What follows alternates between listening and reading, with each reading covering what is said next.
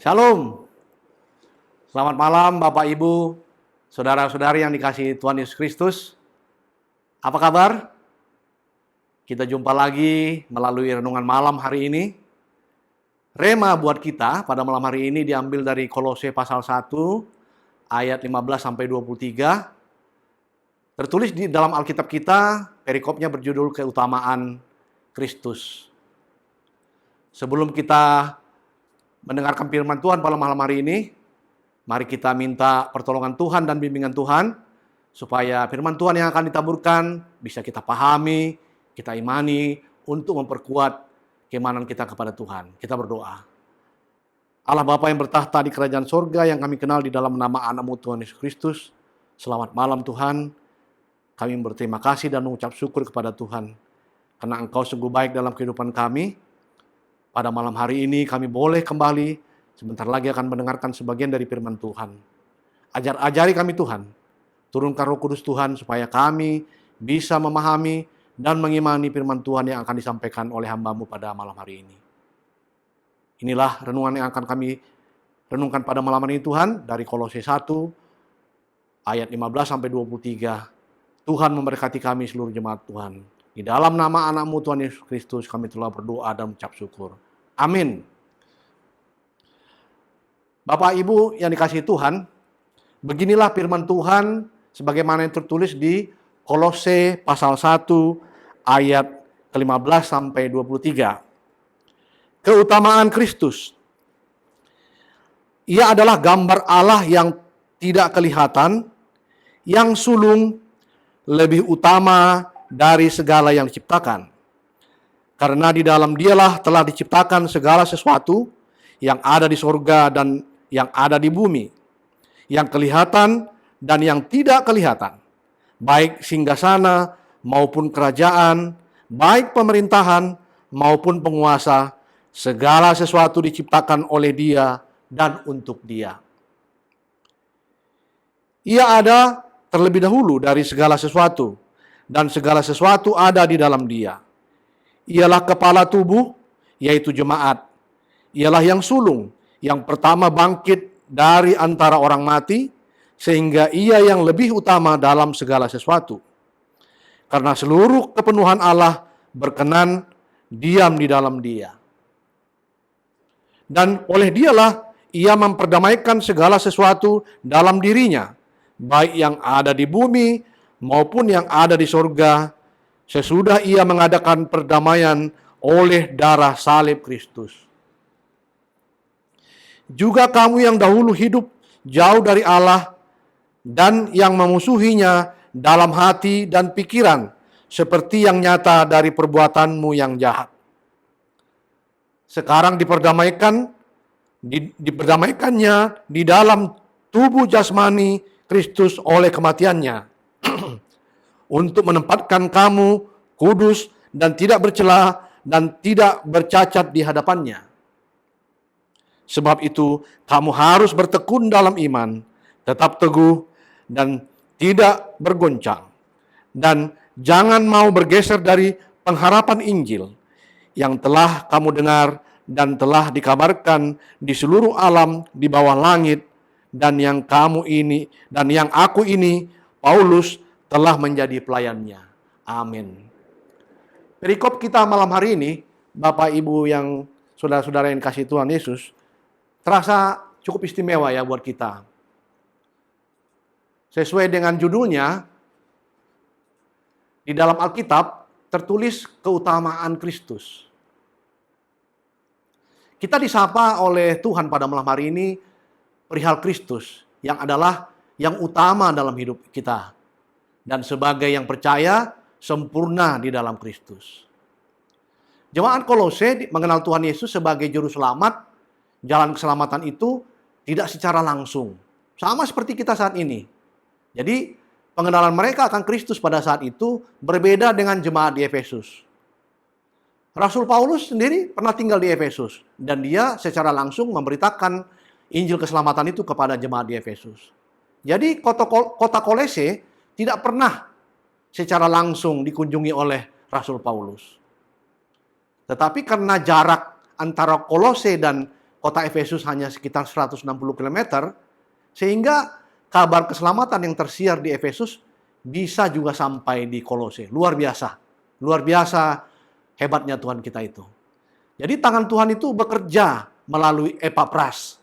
Siapa Epapras ini? Epapras ini adalah seorang Kolose, hambanya yang telah bertobat dan senantiasa menjalin hubungan erat dengan Rasul Paulus.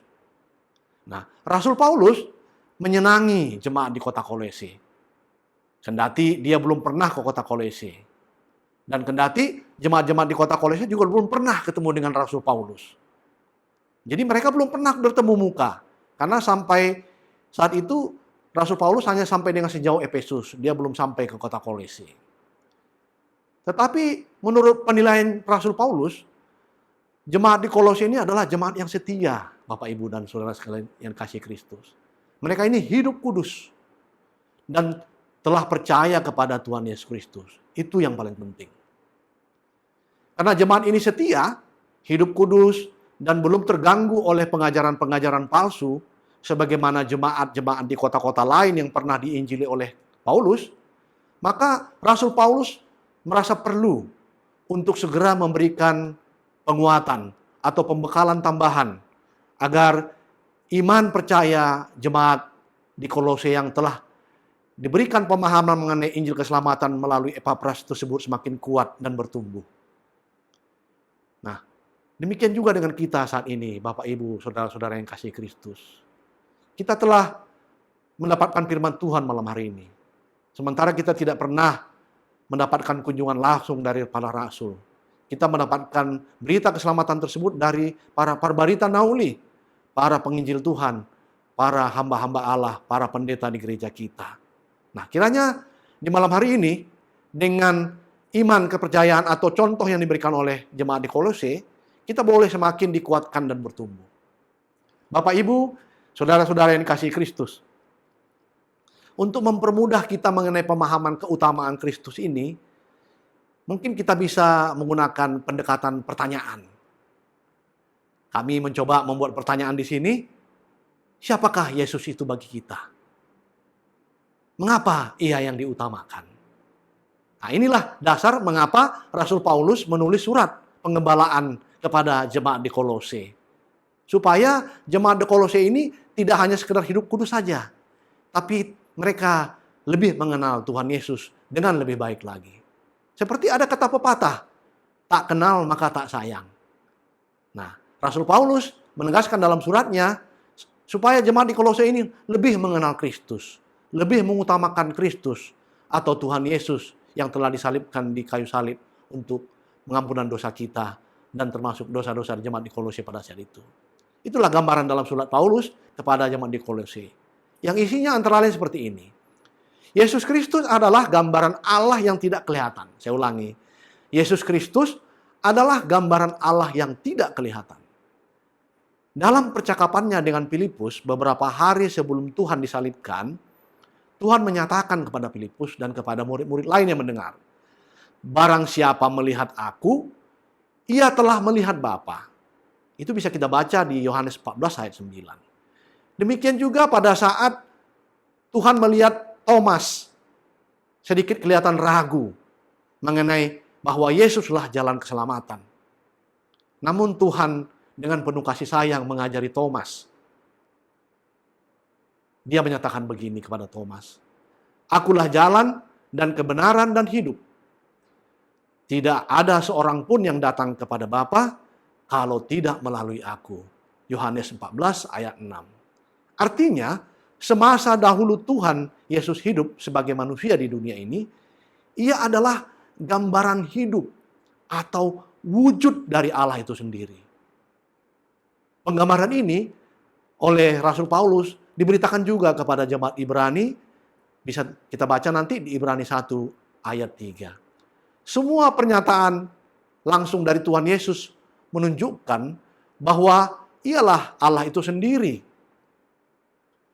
Yesus Kristus adalah yang sulung, yang harus lebih diutamakan daripada segala yang diciptakan.